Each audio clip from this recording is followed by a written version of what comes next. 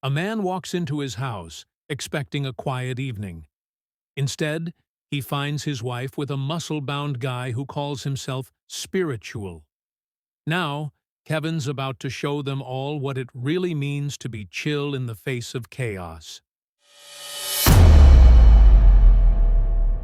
Once upon a time, in a suburban town so average that it didn't even have a name, there lived a man named Kevin. Kevin was a simple guy. Jeans, pizza rolls, and a slightly awkward smile that could charm anyone. But only if they were really into awkward smiles. His wife, Karen, yes, we're doing this, was the love of his life. She was. Well, she was Karen. Blonde hair, yoga pants, and a sorry, not sorry attitude that Kevin once found endearing. He called her his perfect 10. This was despite the fact that she never actually laughed at his dad jokes, once returned his favorite hoodie to the thrifty store, and still thought Netflix and chill was a euphemism for watching The Bachelor. One fateful evening, Kevin came home from his weekly bro night, which was basically him and his buddy Steve eating wings and watching conspiracy theory videos. He opened the door to find his wife, Karen, laughing. With someone else. Not just someone else, though. Chad. And yes, he was actually named Chad. You can't make this stuff up. Kevin froze in the doorway. "Hey, babe, what's up?" Karen said, looking way too chill considering the circumstances. "Why are you laughing with Chad?" Kevin stammered, his heart pounding so hard it sounded like a bad remix of EDM. "Oh, Kevin," Karen rolled her eyes. "Don't overreact. Chad's just, helping me find my spiritual center." Kevin narrowed his eyes. "Spiritual center? I thought you were getting pizza with Brenda?" "Spiritual pizza?" Karen shrugged. "Same difference."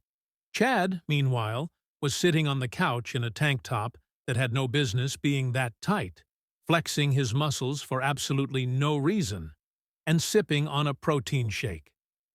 "Hey, bro," Chad said, flexing unnecessarily.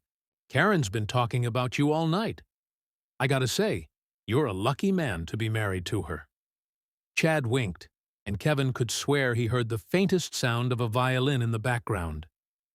Kevin blinked a few times. Was this real life? Was he in some weird, low-budget rom-com where the plot didn't make sense? He stood still for a moment, processing. Then, without warning, Kevin whipped out his phone and began scrolling. Chad's eyes widened. "Yo, what are you doing?" Chad asked, clearly not understanding the seriousness of the situation. Kevin grinned like he'd just solved a Rubik's Cube. "Oh, I'm just ordering us some pizza. The good stuff. Extra cheese. You two enjoy your spiritual connection. I'll be in my den, watching Sharknado 3, pretending none of this is happening." Karen's eyes widened. "Kevin? Are you serious?" "Oh, I'm serious," Kevin said, tapping away on his phone like the true hero he was destined to be. "Chad's right. I am lucky. Because I'm lucky enough to have learned how to accept the chaos. While you two work out whatever this is, I'm gonna be over here, in my own universe." And so Kevin proceeded to play video games alone in his den for the next 3 hours, while Karen and Chad had a very awkward conversation about chakras and whatever else people like Chad talk about. Kevin didn't even care.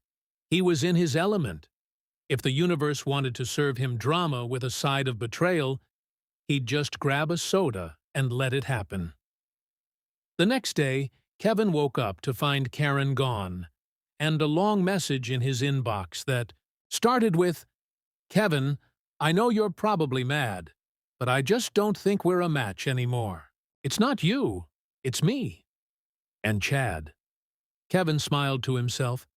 Maybe it was just a small win, but it felt good. He'd survived. He hadn't even cried.